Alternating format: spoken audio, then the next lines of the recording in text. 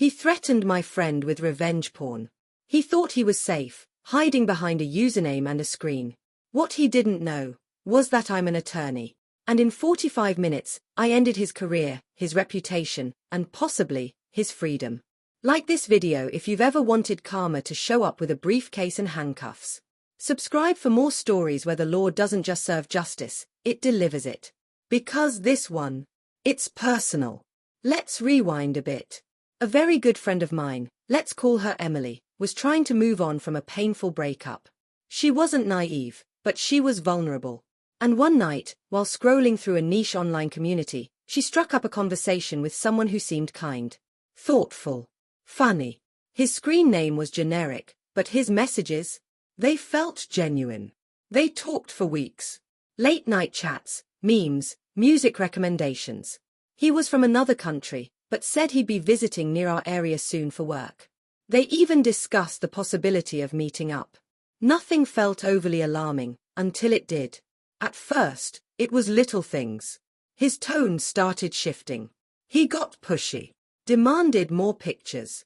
Then came the guilt trips, the gaslighting, the subtle threats disguised as jokes. Emily, sensing the red flags, pulled back. That's when the mask slipped completely. The guy, let's call him Aaron, immediately got aggressive. Threatened to post her private pictures online. Said he'd leak them to her family, to her workplace. Said no one would believe her. That she was stupid for trusting someone she barely knew. She was crushed. Embarrassed. But thankfully, she didn't freeze. She came to me. Because aside from being her friend, I'm also an attorney. And Aaron, he didn't know who he was messing with. I told Emily to forward me everything. Every screenshot. Every photo. Every piece of identifying info. He thought he was anonymous. But anonymity online is like paper armor, it tears fast if you know where to press.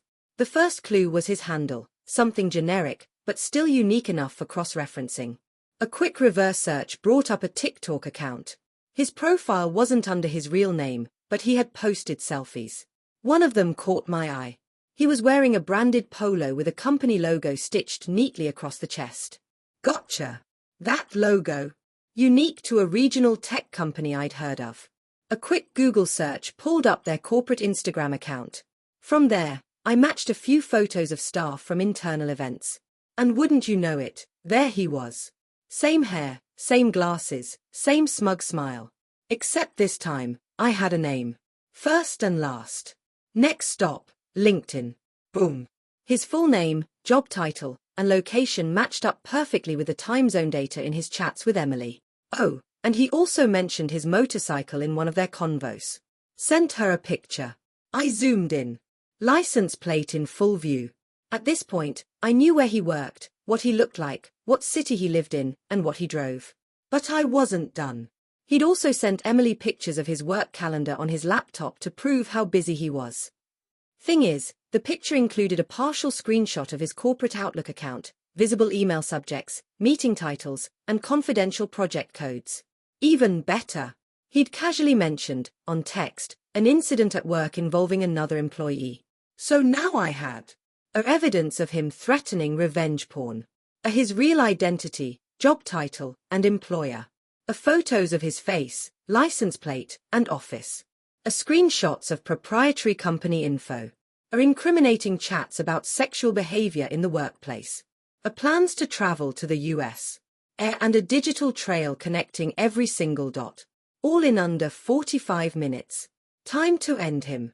I drafted a legal-grade email address to the CEO, the VP of Human Resources, the head of PR, and the operations manager. Attached were the screenshots of him threatening to release explicit images of Emily. I included proof of him discussing company matters in chat, bragging about having sex with an ex at work, and even mentioning wanting to bring Emily to his office on his upcoming US trip for a quickie on the desk. Charming. I embedded the TikTok and Instagram links, explained the direct visual connection to his LinkedIn and corporate ID, and included the motorcycle photo with plate for regional confirmation. Then I dropped the bombshell. I informed them that, as a US-based attorney, I was preparing to submit the materials to local law enforcement in his country, and to the U.S. Department of Justice, specifically the FBI's Cybercrime and International Threats Division. Why? Because Emily is a U.S. citizen. And threatening to publish intimate photos of her online, especially across national borders, falls under federal criminal statutes. I made it clear, if they continued with their plans to send him to the U.S. for work, I would make sure that federal law enforcement was waiting for him at customs. And I meant it. I went to law school with one of the assistant U.S. attorneys in our district. I could pick up the phone and have a case file opened by the end of the day. Oh, and remember the photo of him in his office, with multiple unblurred co-workers in the background? Yeah. I let the company know they'd be liable if this exploded. If they kept him, they'd be making a choice to employ someone who violated privacy, discussed workplace sexual encounters, leaked proprietary info, threatened international criminal acts, and that kind of liability. No PR firm in the world could spin it away. The email was sent at 10:07 a.m. on a Tuesday. By 1:42 p.m., Emily received a message. It wasn't from Aaron. It was from his former work email. The message read, "This account is no longer active." That afternoon, his TikTok and Instagram disappeared. By Wednesday, his LinkedIn profile was wiped clean. By Friday, we had confirmation, through a contact at his company, that Aaron had been let go for violations of internal policy and behavior inconsistent with company values. Translation: he got caught. He got dropped. He got wrecked. Emily. She's doing great. She never had her photos released. She was protected, Seen. heard, and more importantly, believed. Me. I never once raised my voice. Never threatened. Never cursed. I simply built a case, showed the evidence, and let the man's own arrogance be the hammer. Because here's the truth. You think you're untouchable behind a screen? You think threatening a woman's dignity makes you powerful? Try telling that to the law. Try telling that to a woman with a lawyer for a best friend. Some revenge stories are about fire and fury. This one was about precision. About turning fear into power. About protecting someone you love and making damn sure the world knows you won't let people like him win. What do you think? Was that satisfying enough? Or should I have gone further? Comment below and tell me your thoughts. Like this video if you believe that justice isn't just a concept, it's a choice. Subscribe for more stories where the bad guys don't just lose, they disappear. Until next time, stay sharp and don't ever underestimate the quiet ones with a legal pad and a Wi-Fi connection. He forced me to quit my job, cheated on me, refused to pay a dime for his own kids, and then had the audacity to try and take them from me. So I let the court do what it does best. And when the dust finally settled, he didn't just lose. He lost his future, his 401k, and even his fiancée. This is what happens when someone begs the legal system to humble them. Like this video if you've ever been underestimated, manipulated, or forced to fight for what was rightfully yours. Subscribe for more true stories where karma isn't just poetic, it's financial. Because this one, it's personal. And long overdue. Back in 2012, my world was collapsing. I had 2 kids under 6, no job, no support system, and a husband who had transformed from mildly controlling to emotionally, verbally, and physically abusive. It hadn't always been that way. When our first child was born, he insisted I quit my job to stay home. Promised he'd handle everything. Said we'd be a team. That teamwork turned into isolation, dependence, obedience. By the time our second child was a toddler, I discovered he was cheating on me. And not just emotionally. He was sneaking around with someone else while I was sleep-deprived, cooking meals, managing tantrums, and wiping tears from both our children and my own face. When I confronted him, he didn't deny it. He didn't even care. What made me finally put him out wasn't the cheating. It wasn't even the way he talked down to me like I was dirt under his shoe. It was when I caught him screaming at, then physically grabbing, our oldest child in a moment of rage. I was done. But leaving wasn't the end of the nightmare. It was just the beginning. He refused to help. Said, "The courts haven't ordered me to give you a dime." And he meant it. He went to the bank and lied, claimed I had committed fraud, got my accounts frozen, and left me struggling to feed the kids. He physically assaulted me when I filed for divorce by default. He thought the silence of a courtroom would protect him. But eventually, the judge spoke. 6 months after I put him out, the court ordered him to pay child support and spousal support, $2,562 per month. He refused. Until the garnishment kicked in. By then, he was $6,000 behind. I used that default to get legal permission to move out of state. A fresh start. A new life. Somewhere safe. I remarried a year later. Before I did, I checked all the paperwork from the divorce. Spousal support was supposed to last for 2 years. But there was this little checkbox that would have stopped it immediately upon remarriage. That box was blank.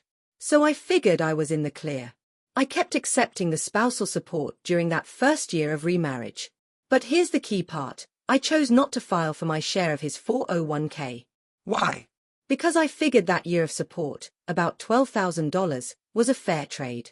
I didn't want to drag anything out. I just wanted to raise my kids, rebuild, and be done with him. I gave him the chance to walk away clean. He didn't take it. In 2017, 5 years after our split, he suddenly filed for full custody of the kids. No warning. No build-up. No real basis. Just entitlement. During that court process, he learned I had remarried the year after our divorce, and that he'd paid spousal support during that time. He thought he had me. He demanded I repay it. Threatened to get it all back. I calmly explained, I accepted that year of spousal support instead of going after his 401k. He didn't care. So we went back to court. The judge reviewed the case and, technically, ruled that I needed to repay the spousal support, but added a twist. Instead of paying him directly, the repayment would be deducted from his ongoing child support obligations. The end result. He repaid himself. And I got $20 more per month. A $12,000 tantrum that cost him more, and gave me a bonus. And here's the irony, he dropped the custody request. All that drama just so he could get 2 extra weeks with the kids in the summer. That was it. But by then, he'd poked the bear. Since he opened the door, I walked through it. I filed to split his 401k. He fought it. Dragged it out for 4 years. He delayed paperwork. Refused to respond to court orders. Ignored his own attorney. It got so bad, the court sanctioned him. Ordered him to pay me an extra $600 per month on top of child support for an entire year. They even charged him with contempt. Still, he dragged his feet. Until 2021. That January, he proposed to his girlfriend. That May, I got the disbursement from his 401k. And let me tell you, I was stunned. I thought I'd get about $12,000. Maybe a bit more. Instead, I got nearly 4 times that. Apparently, during the years I was raising our kids and struggling to survive, he'd been stacking his retirement like a king, thinking it would never be touched. All he had to do was let me walk away. He didn't. And now I was walking away with a quarter of his kingdom. Then came the cherry on top. A few weeks later, I got an email. From her. His fiancée. It was long. Emotional. Dramatic. She accused me of stealing his retirement. Said I was the reason he wouldn't marry her. Blamed me for ruining his trust. I wrote back politely. I explained that I gave him 2 options. Let me keep the year of spousal support I wasn't entitled to anymore, or have me pursue my legal right to his retirement account. He chose revenge. I chose receipts. And she could still marry him, if they got a prenup. She said she shouldn't have to sign one because I had already robbed him. I never responded to her again. Because by then, I was done explaining myself. I didn't ask to be a single mom. I didn't ask to be unemployed. I didn't ask for abuse, betrayal, manipulation, or financial games. But when he made it clear he wouldn't support his kids unless forced by a judge, I became the judge. I didn't scream. I didn't threaten. I didn't retaliate out of spite. I followed the law. And it rewarded me, because I had the patience to wait. He tried to destroy me in court. He tried to take my kids. He tried to bury me in debt and guilt. But he forgot something critical. When you weaponize the system, it keeps receipts. And when that system turns around, it hits harder than any punch you could throw. Some revenge isn't loud. It's steady, legal, and impossible to undo. What do you think? Was this justice, or did he deserve even more? Drop your thoughts in the comments. Like this video if you believe in fighting back with your head held high and the law at your side. And subscribe for more stories where the worst people don't just lose. They hand deliver their own consequences. Until next time, keep your receipts. And don't ever let someone bully you out of what you're owed. They say revenge is a dish best served cold. But sometimes, it's served with glitter, engineering students, and the most annoying Disney song ever written. This is the story of how one petty thief got publicly exposed, humiliated, and fired on the spot, all because he tried to steal from the Christmas party fund. If you've ever worked with someone who was protected by nepotism, this story's for you. Like this video if you've wanted to see karma show up in a holiday sweater, and subscribe for more real stories where the underdogs win big. Let's get into it. Our story begins in the snowy Midwest, at a small engineering firm where Christmas was taken seriously, thanks to one man, Uncle Dale. Now, Dale wasn't my actual uncle. He was my dad's lifelong friend, a senior engineer at the company, and kind of a local legend. He was one of those rare people who could build a bridge, run a lab, and plan a killer holiday party, all without breaking a sweat. And when the holidays rolled around, Dale became the unofficial chairman of Joy. Every year, he'd set out a small tin donation box on a table outside his office. Anyone who wanted to chip in for the Christmas party could drop in a few bucks, anonymously, no pressure. The whole office knew about the box. People gave generously. It was a sweet tradition, the kind that made work feel like a second family. But one year, things changed. About a month before the big party, Dale went to check the box. And it was empty. Now, this was strange, very strange, because Dale had seen people dropping in money over the past few weeks. And not just coins or singles, real contributions. One of his co-workers had even casually mentioned putting in $40. So where had it all gone? He didn't want to jump to conclusions. But he did want answers. And that's when Brad came around the corner. Brad, in case you haven't guessed, was the office's resident problem. A fellow engineer, and the owner's nephew. A walking cocktail of entitlement and mediocrity, Brad was the kind of guy who never let his incompetence stop him from acting like a genius. He was rude, arrogant, completely unlikable. But because he was family, he was untouchable. Or so he thought. When Brad saw Dale standing there with the empty box in hand, something shifted in his expression, just for a moment. A flicker of guilt. Maybe. Or maybe it was that smug look people get when they think they've gotten away with something. Either way, Dale clocked it. And he had a plan. Dale wasn't just an engineer. He was a teacher, an instructor at the local community college, where he mentored dozens of young, eager, and very creative engineering students. He didn't call HR. He didn't tell the boss. He called in reinforcements. But first, he set a trap. He rigged a discreet little doorbell camera in the hallway just above the donation box. Well hidden. Perfect angle. Motion activated. Then he had a co-worker casually mention, loudly, that he had dropped $100 in the box. Then, he waited. Sure enough, that afternoon, Dale got a notification on his phone. The camera had captured Brad skulking over to the box, opening it, scowling when it was still empty, and then, just to be a brat, chucking the tin against the wall in frustration. Caught in 4K. Now, most people would have taken that footage straight to the boss. But Dale was cooking up something better. The next day, he walked into class with a huge grin. He told his students they had a bonus challenge. Build a booby-trap donation box that would make noise, loud, obnoxious, unforgettable noise, the moment it was opened. And the best design. Extra credit. Needless to say, the students were thrilled. They got to work. They pulled out schematics, soldering kits, audio modules. And 1 week later, they presented their masterpiece. It was a harmless little box that looked completely ordinary on the outside.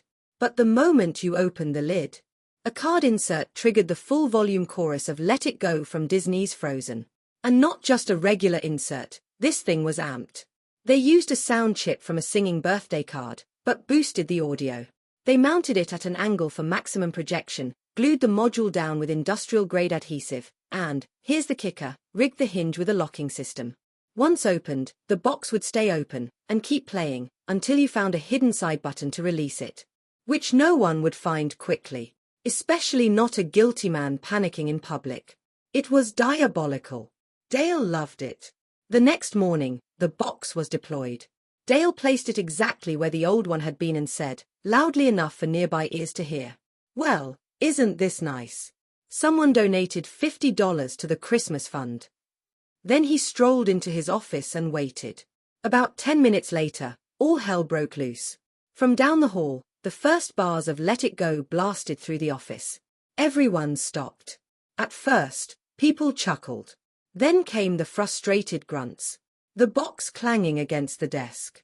A voice yelling, "How do you turn this thing off?" And then, the boss emerged from his office. He saw Brad standing over the singing donation box, desperately mashing it, trying to shut it, only making it louder. And then, he threw the box against the wall. A solid dent appeared in the drywall. Dead silence. Except for Idina Menzel still wailing, "Let it go, let it go." Brad's uncle looked at the dent, looked at the box, looked at Brad, and then said 5 simple words. "Come with me. My office." 15 minutes later, Brad walked out. With a cardboard box. And a termination letter that included the phrase, "Do not rehire. Do not recommend." The golden nephew was gone. And his engineering career? Over. That Christmas, Uncle Dale prepared a special treat for the holiday party. He set up a small screen in the conference room, dimmed the lights, and hit play on the doorbell footage. There was Brad, opening the box, throwing it, panicking, all to the beautifully ironic soundtrack of Let It Go. The office roared with laughter, not out of cruelty, but because, for once, justice wasn't buried under paperwork. It was loud, musical, and absolutely unforgettable. Brad thought he could steal from his co-workers. Thought he could get away with it. Thought being family meant being untouchable. But here's the truth. If you mess with the wrong engineer, they won't just stop you. They'll document it, crowdsource a project, turn it into a case study, and play the footage at your funeral. Some revenge is about rage. But the best kind. It's thoughtful, collaborative, and just a little bit festive. What do you think? Was this petty or perfect? Drop your favorite line in the comments. Like this video if you think engineering students might just be the most creative agents of karma on the planet. And subscribe for more stories where the good guys don't just win, they make it a group project. Until next time. Let it go. Let it go. Can't hold it back anymore. They broke into my car. Stole my family's passports. Left a smug little note saying everything was at the police station. What they didn't realize. I wasn't just another foreigner they could shake down. I was a US service member, and I knew exactly who to call. If you've ever dealt with local corruption abroad, or dreamed of turning someone's petty scheme into an international incident, this story's for you. Hit that like button, subscribe, and comment below if you've ever wanted karma to wear a badge and speak 3 languages. Let's begin. This story takes place a few years ago, during my time stationed overseas with the US military. I won't name the country, but it was one of our allied nations, generally safe, but not without its problems. The area I was living in was on the poorer side. Petty crime was common. Panhandlers on every block. Some sketchy dealings around gas stations and market alleys. But the real problem. The racket involving the local police. It went like this. There was this odd incentive program, where civilians could earn favors with law enforcement by reporting cars with expired or fake inspection stickers. In theory, that sounds like public safety. In reality, it turned into an excuse to break into your car, rob you blind, and hand over the evidence to the cops in exchange for leniency, favors, or even cash. They'd jimmy the doors open, strip your vehicle of anything valuable, documents, gear, electronics, and drop it all off at the police station. Then they'd leave a smug little note on your seat. Your belongings have been taken to the station. Please appear to resolve an issue with your inspection sticker. It was basically legalized looting, as long as you claimed it was for inspection enforcement. Military personnel were warned early. Especially if you rode motorcycles, you were actually told to carry your inspection sticker in your wallet instead of putting it on the bike, because people would just peel it off and report you. It was that bad. Anyway, it's a normal weekday. I'm already running late, trying to get my daughter to school and myself to base. No school bus, no alternate ride. Just me, my kid, and the family car.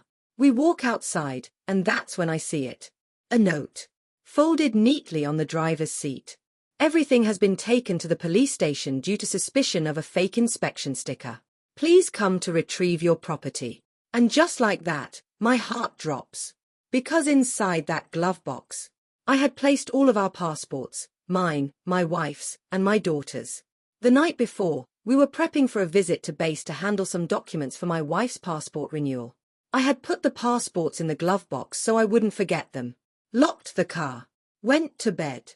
Now, they were gone. So now I'm beyond late, adrenaline spiking, furious, but trying to stay calm for my daughter. We rush to the police station. I walk in, explain the situation, and show them my inspection documents, which clearly state that my car had been recently inspected and the sticker was valid. Up to date. 100% legal. They look it over. Whisper to each other. Eventually, someone shrugs and says, mistake. No apology. No acknowledgement of wrongdoing. Just a flat, you can collect your items now. When I asked to file a theft report, they looked at me like I had 3 heads. Nothing was stolen, they said. Your belongings were recovered for legal inspection purposes. I reminded them. Someone broke into my car. That didn't seem to matter. That's when a little light bulb went off in my head. And yes, this next part? Some may call it petty. I call it exactly what they deserved. So I asked, very calmly, "Where's my wife's passport?" They shuffled through the bag of stuff they'd recovered. Looked up. It's not here. Oh, really? Now we had a missing US government document. A foreign national had taken possession of an American citizen's passport and either lost it, or worse, still had it. I nodded. I'll need to file a police report, I said, and submit it to the US Embassy. It's a federal issue. Someone stole government property. Suddenly, their faces changed. Gone was the smug confidence. Gone was the shrugging indifference. Now, they were nervous. They tried to talk me out of filing the report. It's unnecessary. There's no problem now. You have your things. I didn't budge. No, I said. This is a matter of international concern. A foreign citizen has stolen passports from US nationals. You know who did it. He dropped it off this morning. You enabled it. I filed the police report. Got it signed and stamped. And then I contacted the embassy. I explained the entire situation. That our vehicle had been unlawfully entered. That our family's passports had been taken. That only 2 were returned. That I had reason to believe a local informant, working with police, had taken them. And that the local police department had refused to classify it as theft, until I pressed. The embassy staff was alarmed. Not only because of the missing passport, but because someone was openly using their relationship with law enforcement to commit petty crimes involving US citizens. I submitted the full police report. Attached the details of the officer I spoke with. And then I sat back. Didn't expect much. Until I got an email from the embassy a few days later. They thanked me for my report. Said the issue had been escalated. That they were in contact with the local government. And that an investigation had been opened regarding misuse of inspection enforcement privileges and theft of foreign documents. The kicker. Because we had reported the passport stolen, with an official police report, we were issued a brand new passport at no cost. Completely free. But it didn't end there. A couple weeks later, a friend of mine who worked more directly with local authorities told me what happened. The man who had broken into our vehicle. He had been arrested. Charged with theft of foreign identification documents. And, because he had technically interfered with a federal citizen's ability to travel, he was also facing potential charges for obstruction. And the police station? They had to issue a public clarification about their inspection enforcement program and make policy adjustments. Let me tell you, I would pay to have seen that moment. Some smug little street criminal getting hauled into a local precinct, only to be told, "You stole a US passport. The embassy called. You're not going anywhere." And just like that, the racket cracked. I never had a single issue with them again. No more surprise notes. No more bogus inspection claims. And definitely no more touching my car. Because once they realized I wasn't just another foreigner they could bully, they backed off real quick. I'm not usually one to stir the pot. I don't go looking for trouble. But if you break into my vehicle, mess with my family, steal our identification, and expect me to be the one apologizing, you're gonna learn the hard way. Some revenge is about getting even. This was about drawing a very loud, very permanent line in the sand. Don't cross it. What do you think? Was I justified, or did I go too far? Comment below, and let me know how you would have handled it. Like this video if you think local corruption should never go unchecked, and subscribe for more real stories where the tables don't just turn, they flip over completely. Until next time, keep your inspection sticker in your wallet, your car locked, and your embassy on speed dial.